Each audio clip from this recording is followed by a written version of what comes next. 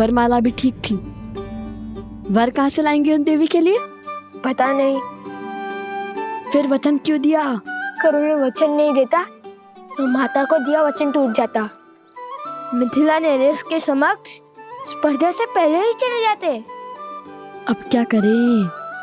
कुश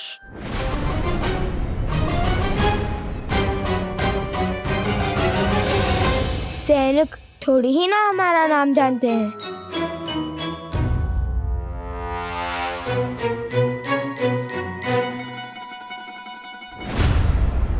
अच्छा, तो यहाँ छुपे बैठे हो?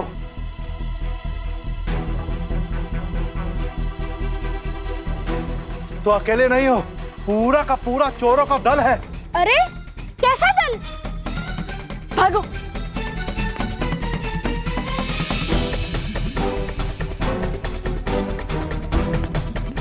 अरे महाशय, आप तो हमारे पीछे ही पड़ गए।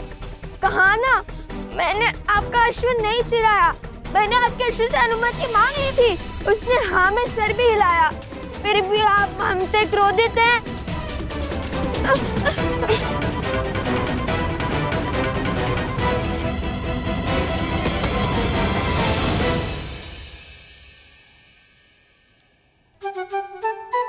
तुमने उचित नहीं किया कुश। किसी और की संपत्ति को बिना अनुमति के। भैया, अश्व का स्वामी भले ही व्यक्ति था, किंतु स्वयं अश्व भी तो स्वयं का स्वामी है। मैंने उससे पूछा था और उसने हाँ में सर भी हिलाया था। राजकुमारों को कब से अनुमति मांगनी पड़ी? क्या? अर्थात ऋषि कुमारों को। राजकुमार हो या ऋषि कुमार, अनुमति तो लेनी ही पड़ती है। अब तो सैनिकों के साथ उस अश्व के स्वामी से भी छुपना पड़ेगा। पूरा मिथिला पीछे पड़ गया हमारे। यदि पकड़े गए तो ना श्री राम से भेंट होगी और ना माता को दिया वचन पूरा होगा। हाँ, पकड़े गए तो अधिक बुरा होगा। पकड़े गए तो नहीं, पकड़े गए हो।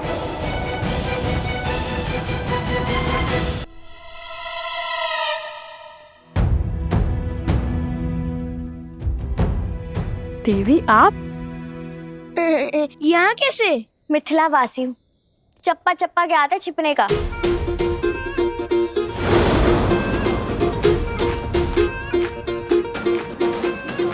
देखिए, ये मेरा वचन है। संध्या तक आपके लिए वरमाला लाऊंगा और वर भी। अरे कोई मुझे इस चप्पे से तो निकालो। देवी, किसी मिथ्या बोध के कारण आपके सैनिक और वो अश्व का स्वामी हमारे पीछे पड़ गए हैं। परंतु मेरी बात सैनिक, देर रुक जाइए। हमारा कार्य सफल होते ही आपको सब विस्तार में बता दूंगा। अरे मेरी बात तो पहले मुझे इस मटके से निकालो। ओ गुरु, रुक जाइए। सैनिक, धैर्य रखिए। अरे कैसे धैर्य रखूं? अब मेरा विश्व इस मटके में समा गया है, ऐसा लग रहा है। आपको मटके से भी निकालेंगे और आपको वरमाला भी मिलेंगी। राजकुमार की हर इच्छा पूरी होती है, बस कहने की देरी है। राजकुमार? ऋषि कुमार? अरे राजकुमार हो या ऋषि कुमार हो, कोई मुझे इससे निकालो। देवी, वरमाला दे देंगे, किंतु वर का थोड़ा कठिन है। मैं वरमाला भी पहनाऊंगा और वर भी बन जाऊंगा। कोई मुझे इससे तो निकालो। हमें आगे बढ़ना होगा। तुम्हें अपनी पड़ी है, पहले इन्हें निकालो। हाँ, प्रयास तो किया था किंतु निकले नहीं। रुको।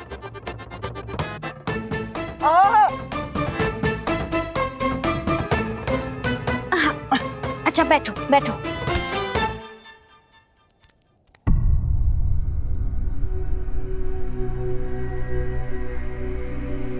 रुको।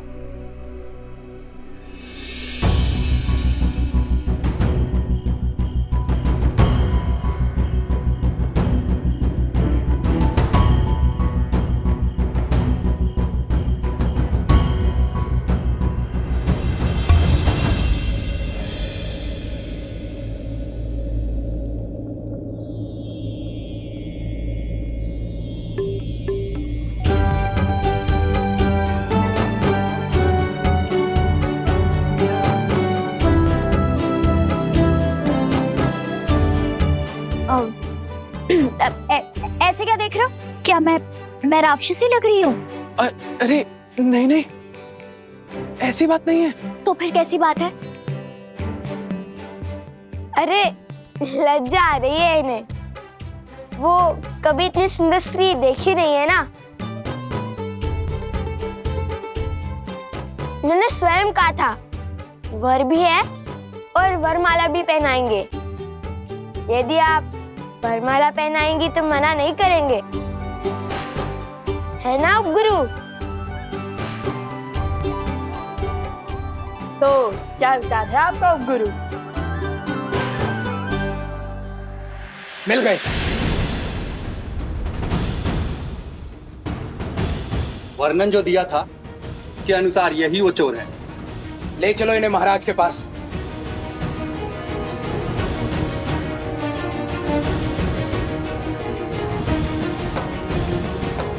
ऐसा साहस मिथिला के पुजारी, त्रिकाल के जमाता, वास्तव में समस्त मिथिला के जमाता है। आपने इनका अपमान करने का दुस्साहस कैसे किया सैनिक? क्षमा करें देवी प्रसूता, परंतु कोई बात नहीं।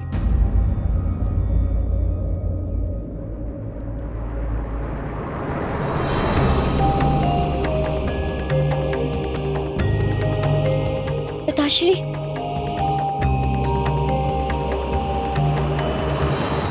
श्री त्रिकाल महोदय प्रणाम।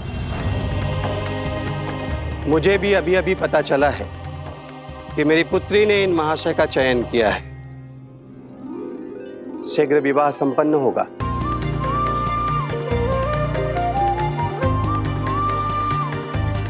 जाइए जाइए, उन तुनीर चोरों को कहीं और खोजिए सैनिक जी।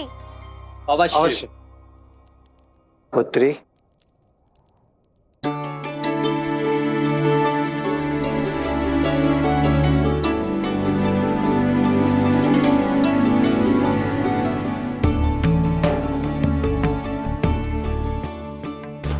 मैं अगस्त गोत्र का शिव उपासक त्रिकाल शरण शर्मा हूँ।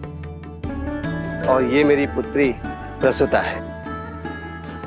आप हमारे आवास पर अतिथि होकर पधारिए महाशय, और अपना परिचय दीजिए।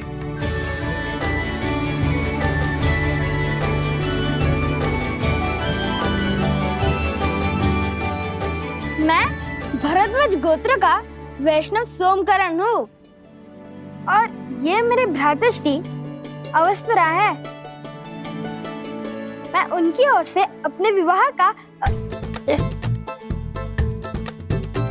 क्षमा करें, अपनी ओर से इनके विवाह का प्रस्ताव। सुनो सुनो सुनो, मिथिला के जमाता, अयोध्या के महाराज श्री रामचंद्र के स्वागत में कल प्रातःकाल भव्य उत्सव होगा। उसके पश्चात संसार भर से धनुर्धारी आके अपनी कला का प्रदर्शन करेंगे।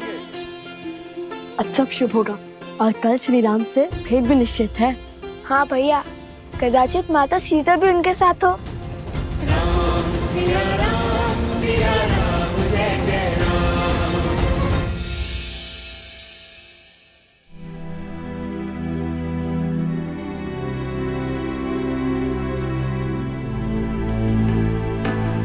अवत्सरा भैया कहाँ गए? राजकुमार लव, राजकुमार कुछ भी नहीं है यहाँ।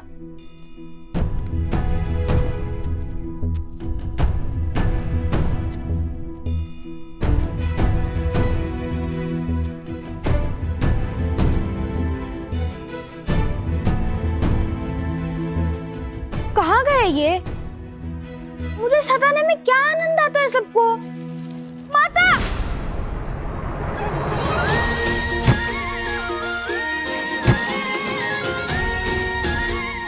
टोकरी के भीतर छुपने का छल अच्छा है। पूरी मिथिला हमें तुनीर चोर समझती है, इसलिए तुम हमसे तनिक दूर ही रहना। वे नहीं जानते कि तुम हमारे साथ हो। हाँ, उपगुरु अवत्सरा वरमाला बनाने के पुष्प लेने गए हैं प्रसूता के साथ। तुम भी जाओ और विवाह की तैयारियां करो। हम स्पर्धा जीतकर अभी आते हैं। किंतु मुझे भी श्री राम से मिलना है। उनसे मिलने का अवसर मैं कैसे छोड़ दूं? जिसके भाग्य में जब उनके दर्शन होंगे वे तभी उसे मिलेंगे।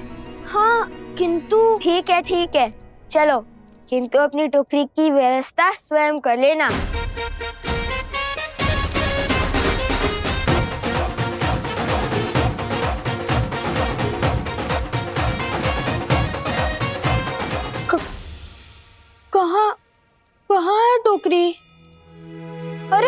यदि मुझे कोई पहचानता ही नहीं तो मुझे छुपने की क्या आवश्यकता है? मूर्ख बना गए मुझे।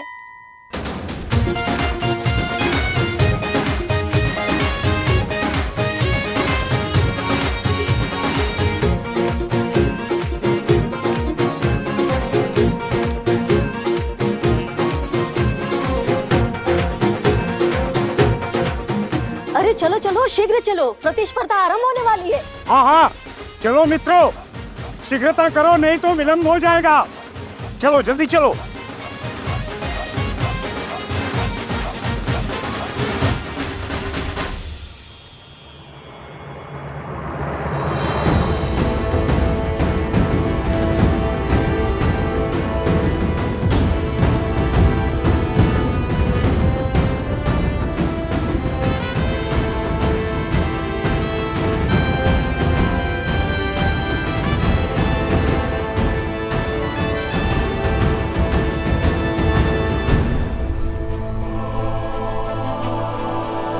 कदाचित किसी कुमार में सीता की बस एक झलक दिख जाए। आज की धनुर्धार प्रतियोगिता में संसार भर से मिथिला पधारने के लिए आप सबका कोटि कोटि धन्यवाद। शीघ्र ही मिथिला नरेश की उपस्थिति में आप सबकी प्रतीक्षा का अंत होगा और स्पर्धा का आरंभ होगा। मिथिला नरेश महाराज जनक पधार रहे हैं। महाराज जनक की, महाराज जनक की, महाराज जनक की, महाराज जनक की, महाराज जनक की, महाराज जनक की। जनको मिथिलादेशः सधर्मात्मा महेश्वरः, ज्ञानी च तपसा युक्तो धीरः शौर्य समन्वितः, दिव्य ज्ञान विभूषितः, सिद्धि संपन्न एव च, विदेहेश्वर दुर्लभो लोकेश्वपि सुदुर्लभः। और आज महाराज जनक के साथ ही मिथिला की पावन धरा पर मिथिला के जमाता, रावण के मर्दक कौशल नरेश, धर्मपरायण, मर्यादा पुरुषोत्तम श्री राम के पग पड़ रहे हैं। मर्यादा पुरुषोत्तम श्री राम की शयन।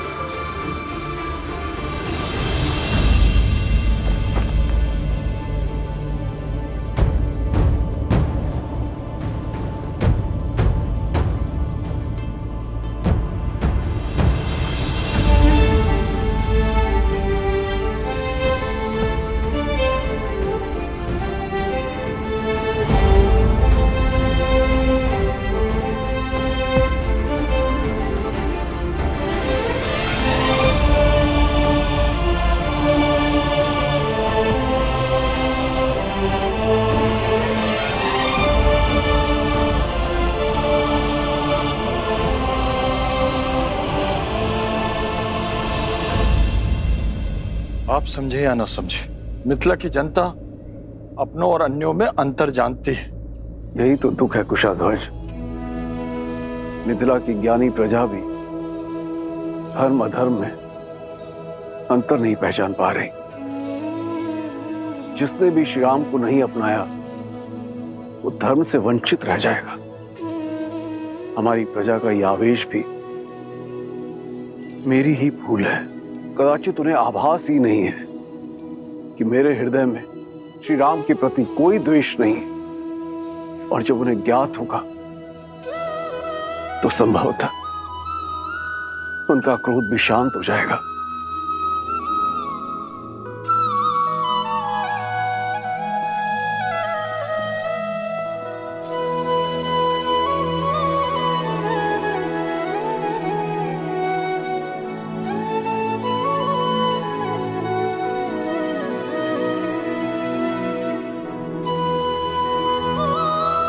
बोलो अयोध्या नरेश, मिथिला के जमाता सियावर रामचंद्र की।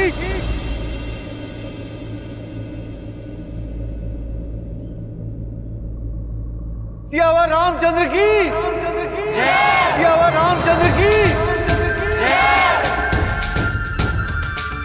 सियावर रामचंद्र की।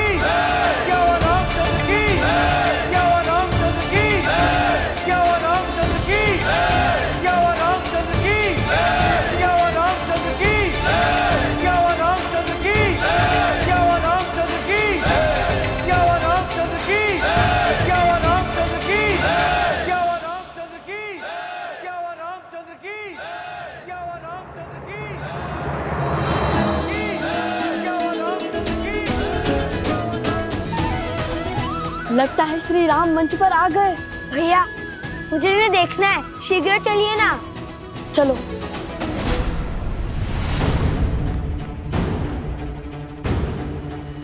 कैसे जाएं?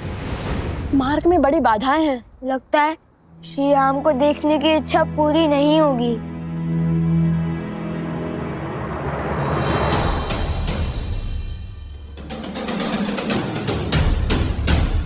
तुम्हारी इच्छा अवश्य पूर्ण होगी कुश। आओ मेरे साथ।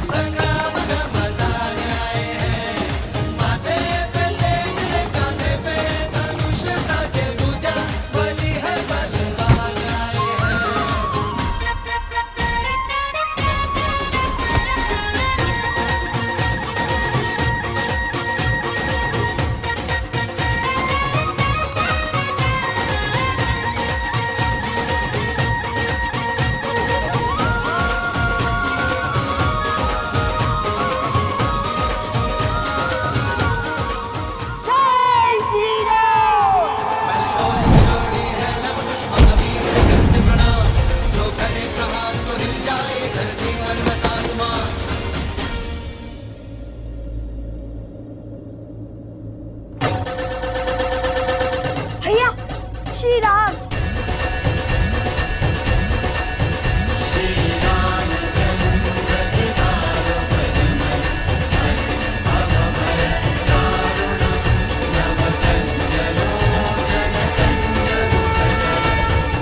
ध्वज के कारण श्री राम के दर्शन नहीं हो पा रहे हैं। भैया इस समस्या का समाधान अभी कर देता हूँ। नहीं कुश, ध्वज राज्य की गरिमा होती है, उनकी भावनाएं उससे जुड़ी होती हैं और प्रहार तो शत्रुओं के ध्वज पर भी नहीं करना चाहिए। कुश स्मरण है ना माता ने क्या सिखाया था? तन को छल्ली करने से भी अधिक घातक है भावनाओं को तार तार करना। तन के घाव भर जाते हैं, मन के नहीं। हनुमान जी होते तो कितना अच्छा होता, पवन देव से कहकर इस तीव्र वायु को रोक देते। यदि माता ने महाराज जनक से मिलने के लिए मना न किया होता तो दर्शन तो क्या, अभी तक तो भेंट भी हो चुकी होती श्री राम से। किंतु तुमने उचित कहा कुश, पवन देव से कहकर इस तीव्र वायु को रोक देते हनुमान जी। हे पवन देव, भक्त को भगवान से रोकना प्यासे को जल से दूर रखने के समान है। हमने भी आपके पुत्र हनुमान जी की भांति श्री राम की अनन्य भक्ति की है। इतने संकट पार कर हम यहाँ आए हैं।